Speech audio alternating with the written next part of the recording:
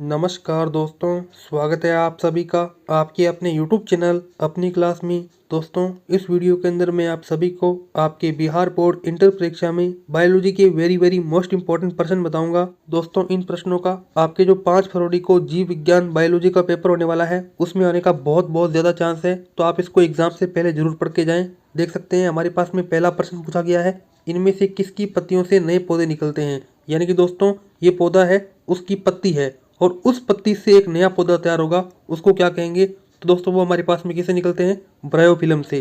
दोस्तों, जैसा कि आप सब जानते ही हैं कि हमारा जो तीसरा चैप्टर है पुष्पी पादप वाला, उसमें 5 प्रकार के पौधे होते हैं। पहला शैवाल, दूसरा ब्रायोफाइटा, तीसरा टेरिडोफाइटा, चौथा जिम्नोस्पर्म और पांचवा एंजियोस्पर्म। यानी कि पहले का करेक्ट आंसर होगा ऑप्शन नंबर ख। आगे हमारे पास में दूसरा प्रश्न पूछा गया है, मनुष्य की त्वचा का रंग निम्न में से किसके द्वारा नियंत्रित होता है। तो दोस्तों, मनुष्य की जो चमड़ी है, मनुष्य की जो त्वचा है, उसका रंग जो है वो पॉलीजीन के 3 जोड़े द्वारा नियंत्रित होता है। यानी कि दोस्तों, दूसरे का करेक्ट आंसर होगा ऑप्शन नंबर क। आगे चलते हैं, हमारे पास में तीसरा प्रश्न पूछा गया है, पारिस्थितिकी तंत्र क्या है। यानी कि दोस्तों, इकोसिस्टम क्या है आपसे पूछा है। तो दोस्तों, तीसरे का करेक्ट आंसर होगा ऑप्शन नंबर ख, यानी कि सदैव खुला। आगे हमारे पास में चौथा प्रश्न पूछा गया है, अंगुलिकाएं किसकी लार्वा है। आपको बताना चाहूंगा लार्वा किसे कहते हैं। लार्वा जो होता है वो छोटा सा बच्चा होता है किसी भी जीव का। तो दोस्तों, आपको बता दूं, अंगुलिकाएं जो है वो मछली की लार्वा होती है। यानी कि चौथे का करेक्ट आंसर होगा ऑप्शन नंबर घ। आगे हमारे पास में पांचवा प्रश्न पूछा गया है, लघु बीजाणुधानी की आंतरिक पोषक भित्ति क्या कहलाती है। तो दोस्तों, आपको बताना चाहूंगा, लघु बीजाणुधानी जो है इससे परागकण बनता है, पोलन ग्रैंड बनता है। और लघु बीजाणुधानी जिसकी 4 भित्तियां होती है और आंतरिक भित्ति को कहते हैं टेपिटम। इससे आपसे पूछा है कि आंतरिक पोषक भित्ति कौन सी होती है। दोस्तों, वो होती है टेपिटम, और यही क्या है, परागकण के स्फुटन का कार्य करती है। तो दोस्तों, पांचवें का करेक्ट आंसर होगा ऑप्शन नंबर ग। आगे चलते हैं, हमारे पास में छठा प्रश्न पूछा गया है, ई कोलाई के लेक ऑपेरेंट के प्रेरक अणु का एक रासायनिक प्रकार कौन सा है। तो दोस्तों, छठे का करेक्ट आंसर होगा ऑप्शन नंबर क, यानी कि डाइसैकेराइड्स। आगे हमारे पास में सातवां प्रश्न पूछा गया है, एक प्राकृतिक पारिस्थितिकी तंत्र में अपघटन निम्न में से किसके द्वारा होता है। यानी कि दोस्तों, पारिस्थितिकी जो तंत्र है उसमें जो डिकम्पोजिशन हो रहा है, अपघटन हो रहा है, वो कौन करवाता है। तो दोस्तों, वो करवाता है बैक्टीरिया और फंजाई। दोस्तों, बैक्टीरिया आप जानते ही हो कि सूक्ष्म जीव होते हैं, और फंजाई यानी कि दोस्तों जो आप मशरूम वगैरह देखते हो उन्हें फंजाई कहते हैं। यानी कि सातवें का करेक्ट आंसर होगा ऑप्शन नंबर ए। आगे हमारे पास में आठवां प्रश्न पूछा गया है, पीसीआर तकनीक। दोस्तों, पीसीआर तकनीक ऐसी होती है जिसमें हम डीएनए की प्रतिलिपि बनाते हैं। दोस्तों, पीसीआर की फुल फॉर्म होती है पॉली चेन रिएक्शन, और ये बहुत ही फास्ट रिएक्शन है जिसमें डीएनए है वो डबल हो जाता है। इसमें आपसे पूछा है कि पीसीआर तकनीक का उपयोग है वो किसका पता लगाने में किया जाता है। तो दोस्तों, आठवें का करेक्ट आंसर होगा ऑप्शन नंबर क, यानी कि एचआईवी। एचआईवी दोस्तों वायरस होता है, ह्यूमन डिफिशियंसी वायरस, और दोस्तों इससे क्या होता है, एड्स होता है। और ये जो पीसीआर तकनीक है वो एचआईवी का पता लगा लेती है। यानी कि आठवें का करेक्ट आंसर होगा ऑप्शन नंबर ए। आगे हमारे पास में नौवां प्रश्न पूछा गया है, एनोट्रोपस बीजांड होता है। तो दोस्तों, नौवें का करेक्ट आंसर होगा ऑप्शन नंबर ख, उल्टा होता है। इस प्रकार से एनोट्रोपस बीजांड का उदाहरण होता है। आगे हमारे पास में 10वां प्रश्न पूछा गया है, बी एवं ओ ब्लड ग्रुप वाले माता पिता के बच्चों का संभावित ब्लड ग्रुप क्या होगा। यानी कि दोस्तों, एक माता है जिसका ब्लड ग्रुप और एक पिता है जिसका ब्लड ग्रुप ओ है। अब आपसे पूछा गया है कि जिसकी वो संपत्ति होगी, जो संतान होगी, उसका ब्लड ग्रुप क्या होगा। दोस्तों, उसका जो ब्लड ग्रुप है वो बी और ओ दोनों होने की संभावना है। तो इस प्रकार से 10वें का करेक्ट आंसर होगा ऑप्शन नंबर ग। आगे चलते हैं, हमारे पास में 11वां प्रश्न पूछा गया है, ऊर्जा की वह मात्रा जो एक पोषी स्तर से अगली पोषी स्तर पर जाती है। यानी कि दोस्तों, आपके अंदर 100% ऊर्जा है। तो दोस्तों, होगा क्या कि आपकी जो जनरेशन होगी, आपका जो लड़का या लड़की होगी, उसमें 90% ही ऊर्जा जा पाएगी, बल्कि जो 10% ऊर्जा है वो खपत हो जाएगी। यानी कि दोस्तों, एक पोषी स्तर से दूसरे पोषी स्तर पर जाते हैं तो ऊर्जा का विनाश होता है, ऊर्जा का नुकसान होता है। वो कितना होता है दोस्तों, 10% होता है। यानी कि 11वें का करेक्ट आंसर होगा ऑप्शन नंबर ख।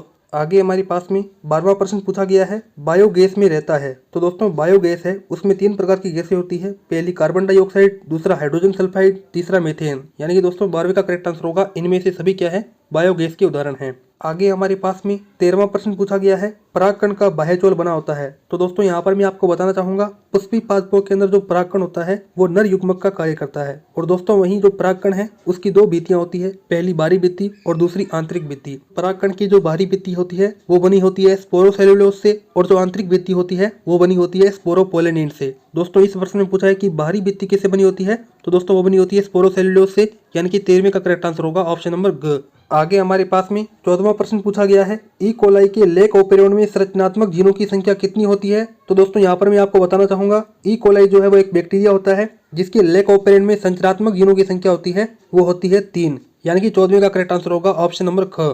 आगे हमारे पास में 15वां प्रश्न पूछा गया है, आहार श्रृंखला में 10% ऊर्जा स्थानांतरण का नियम किसने दिया? यानी कि दोस्तों यह किसने कहा कि एक पोषी स्तर से दूसरी पोषी स्तर पर जाने पर 10% ऊर्जा का नाश होता है, ये किसने कहा?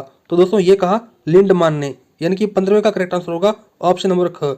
आगे हमारे पास में 16वां प्रश्न पूछा गया है, इनमें से कौन कार्बनिक खेती में उपयोग नहीं किया जाता? तो दोस्तों कार्बनिक खेती के अंदर जो उपयोग नहीं किया जाता उसका नाम है घोंघा, जबकि ग्लोमस, केंचुआ, ओस्लिटोरिया, इन तीनों के तीनों का कार्बनिक खेती में उपयोग किया जाता है। आगे हमारे पास में 17वां प्रश्न पूछा गया है, सर्टोली कोशिका कहाँ पाई जाती है? तो दोस्तों सर्टोली कोशिका है वो शुक्राणु के अंदर पाई जाती है, स्पर्म के अंदर पाई जाती है। तो दोस्तों यहाँ पे करेक्ट आंसर क्या होगा? ऑप्शन नंबर ख, शुक्रजनक नलिका। दोस्तों सर्टोली कोशिका है वो स्पर्म को या शुक्राणु को पोषण प्रदान करती है। आगे हमारे पास में 18वां प्रश्न पूछा गया है, निषेचन के दौरान एक शुक्राणु अंडाणु के किस संपर्क में आता है? यानी कि दोस्तों आपके पास में जो शुक्राणु है वो अंडाणु के संपर्क में आ रहा है, तो अंडाणु की कौन सी भित्ति से टकराएगा? दोस्तों वो अंडाणु की जोना पेलुसिडा भित्ति से टकराएगा। यानी कि दोस्तों यहाँ पे करेक्ट आंसर होगा पारदर्शी आवरण जोना पेलुसिडा। आगे हमारे पास में 19वां प्रश्न पूछा गया है, स्तनपान अनर्थव यानी कि लैक्टेशन एमेनोरिया क्या है? तो दोस्तों लैक्टेशन एमेनोरिया का मतलब होता है गर्भ निरोधक की प्राकृतिक विधि है। यदि आप कोई भी सेक्स वगैरह कर रहे हो किसी महिला के साथ में, आप चाहते हो कि वो जो महिला है वो गर्भ ना हो, उसका कोई भी बच्चा ना हो, तो आप क्या करोगे? उसका लैक्टेशन एमेनोरिया करोगे। यानी कि दोस्तों 19वें का करेक्ट आंसर होगा ऑप्शन नंबर ख। आगे हमारे पास में 20वां प्रश्न पूछा गया है, क्या यौन शिक्षा विद्यालयों में आवश्यक है? तो दोस्तों यौन शिक्षा जो है वो विद्यालयों में बहुत आवश्यक है, क्योंकि विद्यालयों में पढ़ने वाली जो लड़कियां हैं उनको जब पीरियड्स आ रहे होते हैं तो वो किसी को भी नहीं बताती है, क्योंकि वो समझती है कि ये बहुत ही गंदी बात होगी, बहुत ही शर्मनाक बात होगी। लेकिन नहीं दोस्तों, ये हर विद्यार्थी हर लड़की की कॉमन सी बात है। तो दोस्तों हमें क्या करना चाहिए? यौन शिक्षा को विद्यालयों में बढ़ाना चाहिए। तो यहाँ पे हाँ करेक्ट आंसर होगा 20वें का क, यहाँ पे करेक्ट आंसर होगा।